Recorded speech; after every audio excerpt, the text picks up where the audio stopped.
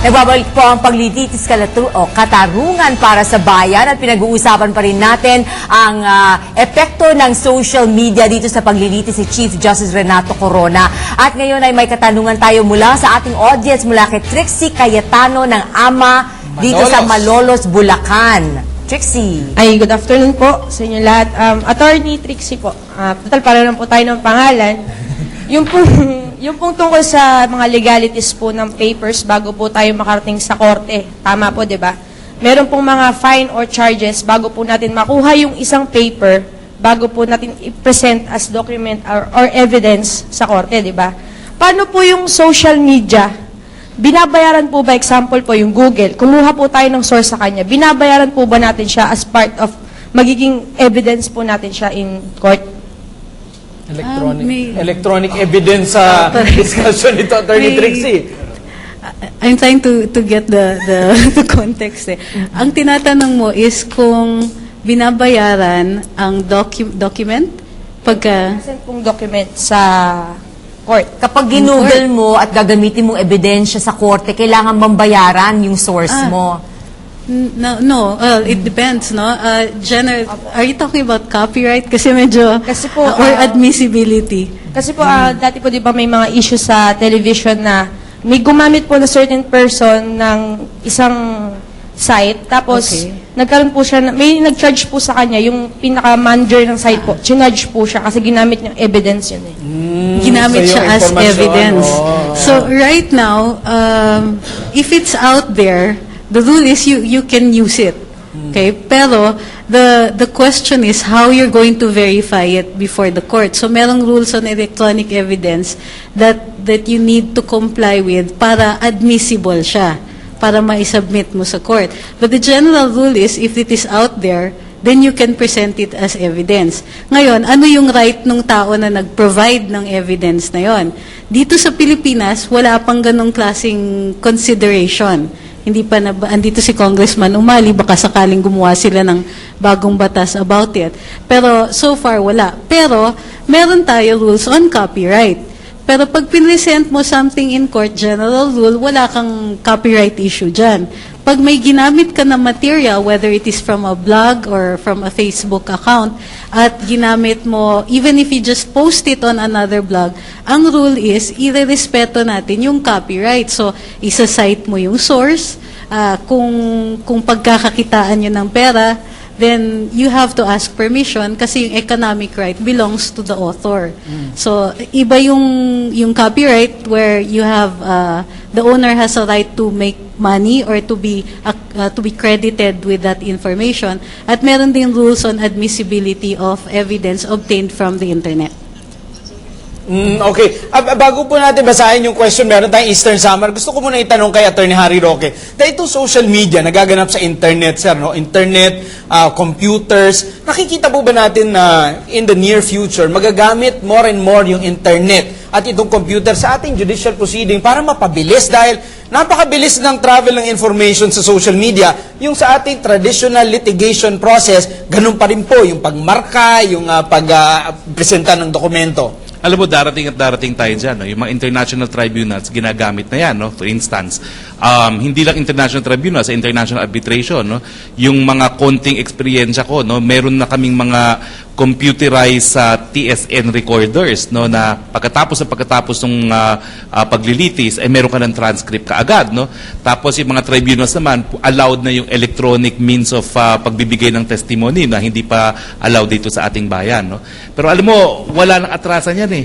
Yung aking anak ngayon, pinabibili ng iPad sa eskwelahan dahil wala nang notebook ngayon, no. Lahat ngayon electronic na ibibigay sa estudyante, no. Ang nag-pioneer niyan si Jun Luzada. Kaya Jun Luzada, pinamahal mo yung aking cost ng education ng anak ko. Pero okay naman yun kasi ngayon kailangan na ako bumili ng 2 iPad. Dati wala, no? Pero tanggap naman natin yan, no? Na talaga naman magkakaroon ng benepisyo yan kesa dun sa yung traditional notebook, no, at traditional learning process. Pero kagaya po ni Ana Basa na nasa Estados Unidos, kung gusto siyang patestify ng prosecution, pwede po ba yan via Skype? Well, ngayon hindi pa eh. Hindi. Pero ang sinasabi ko nga sa international tribunals, allowed na yan, no? Lalong-lalo na kung merong danger dun sa witness mismo, no? So, nag-a-allow na sila ngayon ng electronic testimonies. Kasi po si President Bill Clinton ng Amerika, maalala natin, testified through a video at hindi siya mismo pumunta. Siguro in the near future. Punta muna tayo. Ating estudyante from Eastern Samar State University, Princess Gudes. Good afternoon po, Attorney Roque. Tanong ko lang po, bilang... Ay, sorry po. Ano ba yan? Bilang vlogger po, base po sa inyo nakikita, alin po ang mas marami na sa social media po? Yung anti o pro-corona po at bakit? Well, ang nakikita ko talaga, mas marami yung anti-corona. Pero may bias dyan eh. Kasi sa Facebook, sino ba yung mga kaibigan mo? Siyempre yung kapareho mo mag-isip. Diba?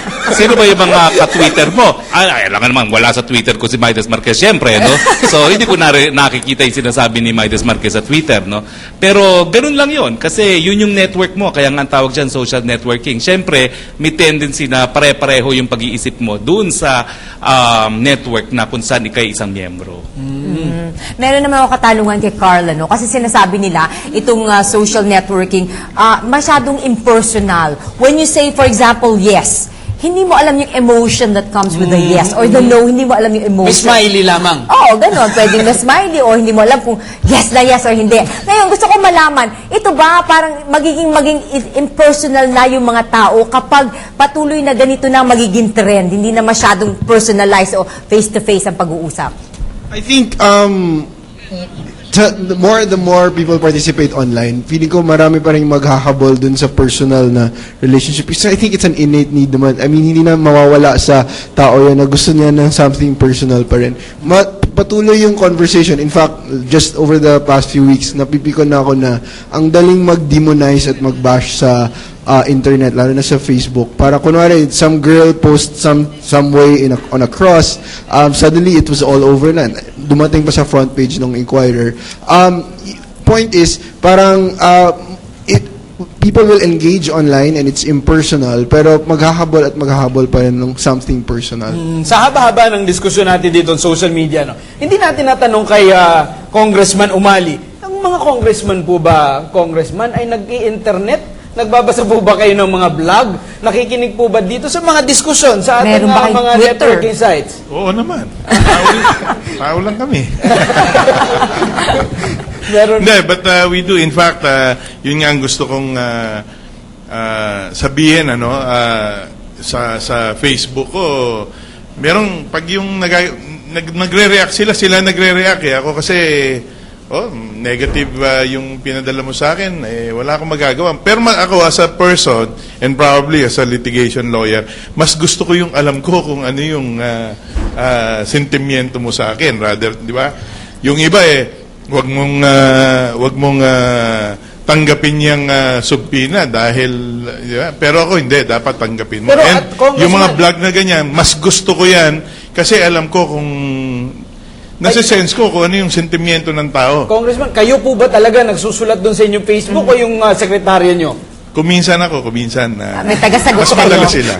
Kasi alam mo, siguro alam nyo naman yan, ubos ang oras. And ako, if you want me to perform, please don't tie me in sa computer Sa or sa Facebook or whatever. Pero kung di ba tayo friends sa Facebook? Ayan, i-add nyo daw siya. Magiging friends na. Okay. I-friend mo naman ako maya-maya. Sa ating nalalabing panahon, Miss Nikki, hingan natin ang parting words ng ating mga bisita. Maraming salamat muna sa ating mga estudyante. We can't give you each a time to greet and give your last say. Unahin po muna natin dito sa ating kanan, from the Student Council Alliance of the Philippines, GB Gores. Ang social media ay isang tool, and from the term itself, isa siyang instrument of to doing something. It can turn into something bad, it can turn into something positive. However, sa usapin ng paggogobyerno at sa usapin ng paglilitis kay Chief Justice Renato Corona, effective ang social media for information dissemination, but it has a challenge into transforming virtual reality into physical reality. Kung ito bang opinion forming ng mga estudyante at mga mamamayan ay magto-turn into real asking for accountability from other public officials. We can see it happening right now, kaya nga merong mga government agencies na may Twitter account, but because of this sheen of different various layers of anonymity, various layers of impersonal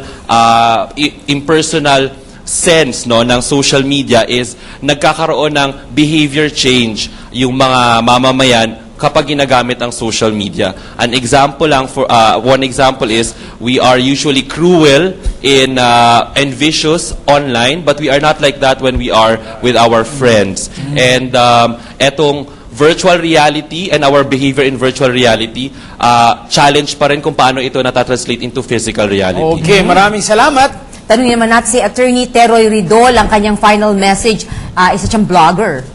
Ang social media po sa totoo lang, ito po yung pwedeng maging daan para sa tunay na panlipunang pagbabago. Nangyari ho yan sa Bombo Radyo nung EDSA 1, sa text nung EDSA 2. At tingin po natin yung social media ngayon sa usapin po na impeachment man na ito o kaya doon sa pagpapanagot, halimbawa doon sa ilang mga kakulangan ng gobyernong ito sa ilang mga mayor na mga usapin, ay magagamit po talaga ito ng mga kabataan at ng ating mamamayan para talagang itulak ang pamahalaan na magtino at talagang tahakin ang matuwid na daan. At galing naman po sa Integrated Bar of the Philippines, maraming salamat po pala sa IBP for reproducing or posting online yung transcript ng impeachment. Attorney Trixie Angeles. And pleadings, pati yung pleadings nila are uploaded. Okay, when it comes to the internet, virtuality meets reality. But what is the true state of the virtual world in the Philippines? About 20% of the population is wired. That means there's about 60 million Filipinos who are unaware or only limited in their awareness of what goes on in the internet. What does this mean? It means that they do not get their information as fast, nor do they get their disinformation as fast. In the last elections, the result of the surveys was that the internet did not have that much impact on the results of the elections, but that only means that the internet is the wave of the future. It means that at this stage, we begin to assess ourselves how we are going to navigate the rules of this virtual world. As mentioned before, the impersonality of the internet makes us a little more vicious, but it also makes the availability of information faster than the blink of an eye. So it becomes a time now for a reassessment of our own personal ethics. It becomes a change. It becomes a factor in our culture. And right now, judgment remains to be suspended as to how it is going to affect the ongoing litigation of the Chief Justice. Okay, mula sa defense panel,